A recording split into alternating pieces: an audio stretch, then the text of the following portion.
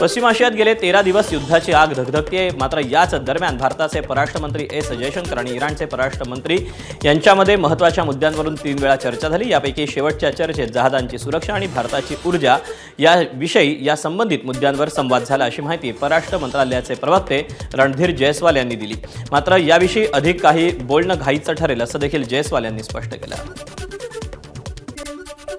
पिछले कुछ दिनों में विदेश मंत्री और ईरान के विदेश मंत्री के बीच 3 बार बातचीत हुई है। अंतिम बातचीत में शिपिंग की सुरक्षा और भारत की ऊर्जा सुरक्षा से जुड़े मुद्दों पर चर्चा की गई। इसके अलावा अभी मेरे लिए कुछ भी कहना जल्दबाजी होगा। शिपिंग मंत्रालय के साथीगण वहाँ होंगे, उनके पास अगर आप ये सवाल लेके जाएं तो शायद, क्योंकि बहुत टेक्निकल है, मेरे पास इतना अपडेट नहीं है, वो शायद आपका जवाब सही ढंग से दे सकते हैं। युद्धजन्य परिस्थितीमध्ये सध्या 9000 भारतीय नागरिक इराणमध्ये अडकल्याची माहिती परराष्ट्र मंत्रालयाकडून देण्यात आली। परराष्ट्र मंत्रालयाचे प्रवक्ते रणधीर जयस्वाल यांनी सरकार इराणमध्ये अडकलेल्या नागरिकांच्या संपर्कात असल्याचं त्यांनी सांगितलं। या नागरिकांना मदत दिली जाते, त्याबरोबर भारतात परतण्यासाठी अझरबैजान आणि अर्मेनिया मार्गे सीमा ओलांडण्यासाठी मदत केली जात असल्याचं देखील त्यांनी सांगितलं। इराणमध्ये अडकलेल्या नागरिकांमध्ये मोठ्या प्रमाणात विद्यार्थी, खलाशी, व्यापारी, व्यावसायिक आणि काही यात्रेकरूंचाही समावेश आहे। देखिए, ईरान में करीबन 9000 हमारे भारतीय नागरिक हैं। उसमें से ज़्यादातर लोग वहाँ शिक्षा के लिए गए हों, चाहे वो मेडिकल शिक्षा हो या कोई अन्य शिक्षा हो। वहाँ पर नाविक लोग भी हैं, कुछ व्यवसाय जगत से जुड़े लोग हैं, तो बहुत सारे लोग, खासकर स्टूडेंट्स, वहाँ से ईरान छोड़ के हमारे यहाँ घर वापस आ गए। पश्चिम आशियातील युद्धाचा वणवा पेटलेला असतानाही सौदी अरेबियातून 1,35,335 टन कच्चं तेल घेऊन एक जहाज भारतात दाखल झालं। शेनलॉंग हे जहाज आज दुपारी मुंबईत सुखरूप पोहोचलं। इराणच्या संभाव्य हल्ल्यांपासून वाचण्यासाठी या जहाजाची सिग्नल सिस्टीम काही काळ बंद ठेवण्यात आली होती। या दरम्यान आपली ओळख लपवण्यासाठी त्यावर लायबेरियाचा ध्वज लावण्यात आला होता। सध्या युद्धाच्या परिस्थितीत अत्यंत धोकादायक समजली जाणारी हॉर्मुझची सामुद्रधुनी पार करून मुंबईच्या जवाहर द्वीप धोक्यावर हे जहाज अखेर पोहोचलं। आता पाईपलाईनद्वारे या जहाजातलं तेल माहौलमधील रिफायनरींना पाठवलं जाणार आहे।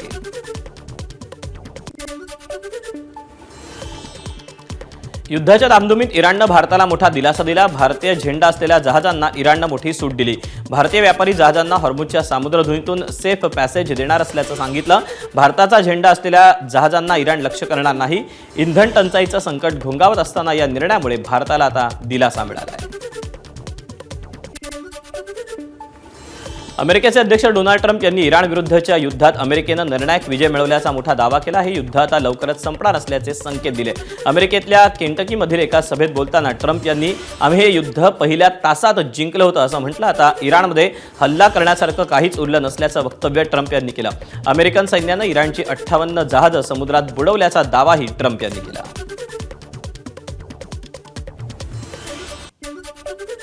Pleased to report that earlier today, the International Energy Agency agreed to coordinate the release of a record 400 million barrels of oil from various national petroleum reserves around the world, which will substantially reduce the oil prices as we end this threat to America and this threat to the world. We don't want to leave early, do we?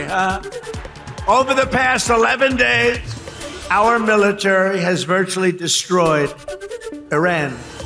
They no longer have radar. They don't have anti-aircraft equipment.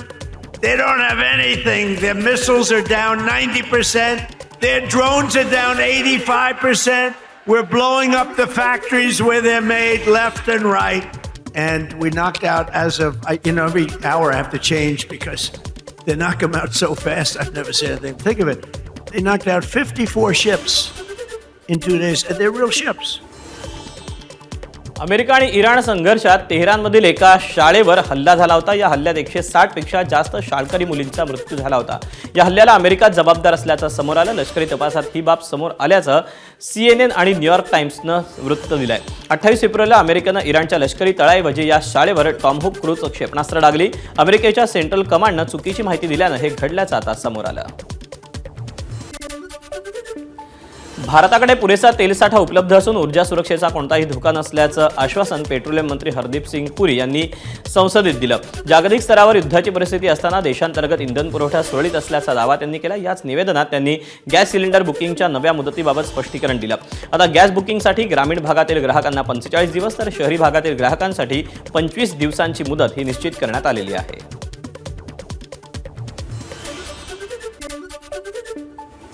Well beyond immediate need, India produces approximately 90 million metric standard cubic meters per day of natural gas domestically. A further 30 million metric standard cubic meters per day was previously imported through Gulf sources, now affected by the force majeure declaration of a major Qatari processing facility. The force majeure declaration, the Natural Gas Control Order issued on 9th March 2026 under the Essential Commodities Act established an immediate priority sequence. आखाती देशात सुरू असलेल्या युद्धामुळे देशात gas तुटवडा निर्माण झाला. राज्यात अनेक ठिकाणी गॅस एजन्सीच्या बाहेर नागरिकांनी मोठी गर्दी केली. मात्र अशातच इंडियन ऑइलनं याबाबत ग्राहकांना दिलासादायक बातमी दिली. एकदा बुकिंग केलं की सिलेंडर घरी येईल अशी हमी इंडियन ऑइलनं दिली असून ग्राहकांना गॅस सिलेंडरची त्यांनी चिंता करू नये असं आवाहन त्यांनी दिलं आहे. सिलेंडरच्या तुटवड्यामुळे आता कंपनीच्या कॅन्टीनमध्ये मिळणारं जेवण आणि नाश्ता सुद्धा बंद होणार आहे. ठाण्यातील पाहुणचार फूड्स अँड हॉस्पिटॅलिटी कंपनीकडून गॅस सिलेंडर मिळत नसल्यानं जेवणाचा पुरवठा कमी करण्यात आल्याचा मेल कंपन्यांना पाठवण्यात आलाय. अशी परिस्थिती इतर IT कंपन्यांच्या कॅन्टीनमध्ये दिसून येते. त्यामुळे कर्मचाऱ्यांना आता स्वतःचा डबा स्वतःच आणावा लागेल. मोठमोठ्या IT कंपन्यांमध्ये काम करणाऱ्या कर्मचाऱ्यांना देखील आता स्वतःचा डबा हा स्वतःच घेऊन जावा लागणार आहे. कारण की या कंपन्यांच्या कॅन्टीनमध्ये सकाळचा नाश्ता, दुपारचं जेवण, संध्याकाळचा नाश्ता देखील मिळत होता. आता मात्र हे जे जेवण मिळायचं ते देखील बंद होणार आहे. कारण की हे जेवण तयार करणाऱ्या ज्या व्यावसायिक कॅटरिंगच्या कंपन्या आहेत त्यांनाच गॅस सिलेंडरचा पुरवठा होत नाही आहे. आपण सध्या पाहुणचार फूड्स अँड हॉस्पिटॅलिटी या कंपनीच्या किचनमध्ये आहोत आणि या किचनमध्ये सध्या तरी जेवण बनताना आपल्याला दिसून येतं आहे. पण हे जेवण किती दिवस बनेल याची शाश्वती नाही आहे. काय सांगाल, तुमचं हे किचन आता तरी सुरू आहे पण किती दिवस सुरू राहील याची तुम्ही गॅरंटी देऊ शकता का? पूर्वी जे आम्ही 4,500-5,000 लोकांचं जेवण बनवायचो आणि गॅस पुरवठा जो पहिले 3 सिलेंडर आम्हाला लागायचे, आज ते 1 सिलेंडरवरती आलं आहेत आणि त्याची उद्या भेटेल की नाही याचीसुद्धा शाश्वती नाहीत. त्यामुळे कंपनीलाही तसं आम्ही कळवलेलं आहे की तेवढं जेवणाचा पुरवठा आमच्याकडून होऊ शकत नाही. कॅमेरामन विनयसह अक्षय भाटकर, ABP माझा, ठाणे. आशिया खंडातील सर्वात महत्त्वाची औद्योगिक वसाहत म्हणून ओळखल्या जाणाऱ्या पुण्यातील चाकण औद्योगिक वसाहतीवर गॅसच्या तुटवड्यामुळे मोठा परिणाम होण्याची शक्यता आहे. 30% कंपन्या या ठप्प होण्याच्या मार्गावर आहेत. त्यामुळे उद्योग व्यवसायातील साखळीच विस्कळीत झाली. अचानक गॅसचा तुटवडा कसा झाला याबाबत साठेबाजी होण्याची भीती इंडस्ट्रीयल फेडरेशनचे अध्यक्ष दिलीप बटवाल यांनी व्यक्त केली. मागील 2-3 दिवसात सडनली गॅसचा शॉर्टेज असल्याचे मेसेज इंडस्ट्रीतून येत आहेत.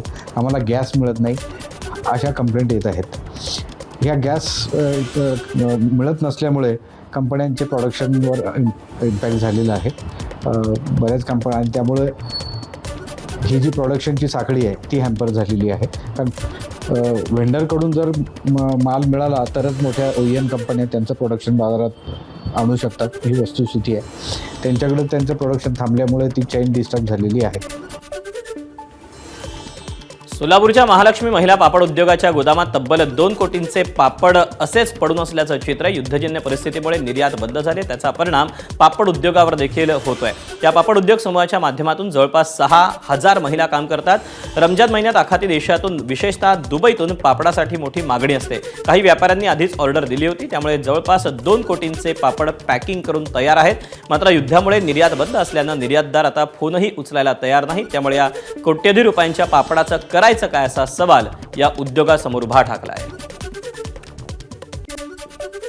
या युद्धामुळे सर्व काम थांबलेलं आहे आणि आमच्याकडे जवळजवळ 2 करोड रुपयाचा माल असाच पडून आहे की जोपर्यंत हे युद्धाचं समजणार नाही तोपर्यंत हे माल जागेवर पडून राहणार आहे. सगळा ऑर्डरीचा माल आहे हा सर्व.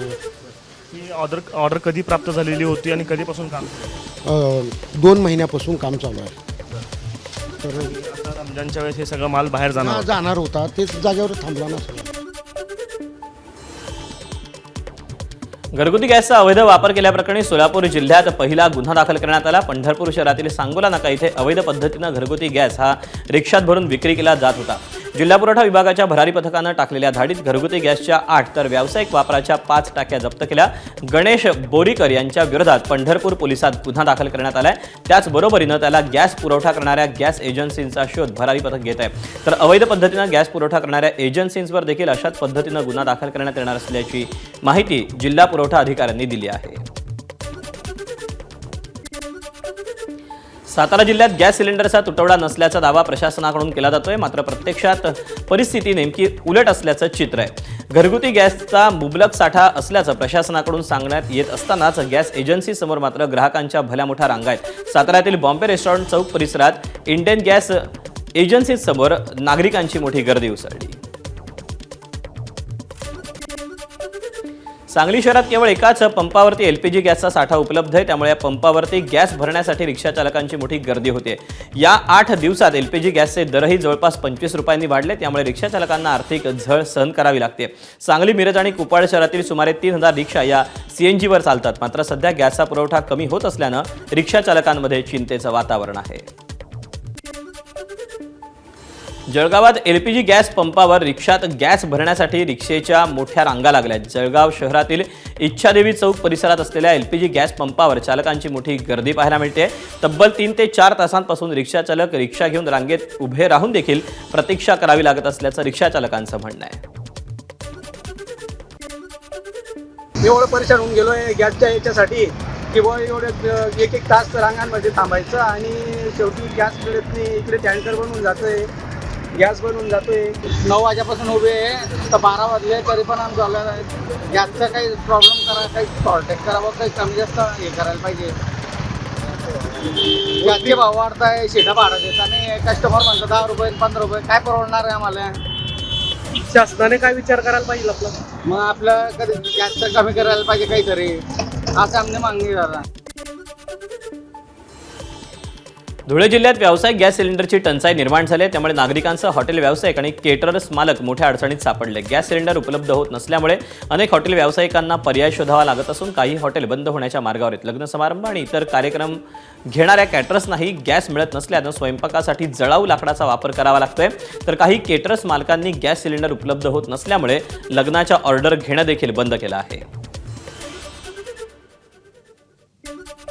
माझ्याकडे 2-3 तारखा आहेत आता 14, 15, 16. पण सिलेंडर भेटत नाही. त्या कारणामुळे मी जळाऊ लाकूड घ्यायला आलो आहे आणि मी बाकीच्या तारखा रद्द केल्या. माझे खूप मोठं नुकसान होणार आहे. सध्या युद्धाची परिस्थिती उपलब्ध झालेली आहे आपल्याकडे. त्याच्यामुळे आता गॅस सिलेंडर मिळत नाही आहे. त्याच्यामुळे आमच्या इथे जळाऊचं जे डिमांड आहे ते 3-4 दिवसापासून चांगल्या प्रमाणात वाढलेलं आहे. पण त्याच्यामध्ये आमचा फायदा आहे की एक गंमतीचा विषय आहे तो. पण दुसरं कसं आहे, युद्ध नको आहे कोणालाही. आखाती देशातल्या युद्धाचा परिणाम एलपीजीच्या दरातही दिसून येतो. एलपीजीचे दर हे 94 रुपये 95 पैशांवर पोहोचलेत. गेल्या 7 दिवसात एलपीजीच्या दरात एकूण 38 रुपये 41 पैशांची वाढ झाली. आखाती देशातील युद्धामुळे एलपीजीचे दर पुन्हा एकदा 5 रुपयांनी वाढवण्यात आले. यामुळे रिक्षाचालकांनी एलपीजी ऐवजी पेट्रोल भरायला सुरुवात केली. आम्हाला शाळेच्या मुलावर गॅसनी पडवतच नाही. पेट्रोल जे गॅसनी आता म्हणजे रेट वाढल्यामुळे आम्ही गॅस असं वाटत आहे का पेट्रोल टाकावे म्हणून. कारण 95 रुपये गॅस झाली आहे आणि 100 रुपये पेट्रोल आहे. तर आता आम्ही गॅस सोडून दिला, पेट्रोल आजपासून पेट्रोल टाकणार. काका तुमचं काय म्हणणं आहे? तुम्हाला काही परवडते का? नाही आम्ही पेट्रोल टाकणार आहोत आता. गॅस नाही परवडत. का बरं? बाबा एवढं 95 झालं. भरपूर फटका बसतो साहेब. आमच्या लेकरांचं शिक्षण ह्याच ऑटो याच्या व्यवसायामुळे होतो. आमच्या घरचा खर्च. एक महाग गॅस झाल्यामुळे आमच्या उदरनिर्वाह कमी झालेला आहे साहेब. एबीपी माझा, उघडा डोळे बघा नीट.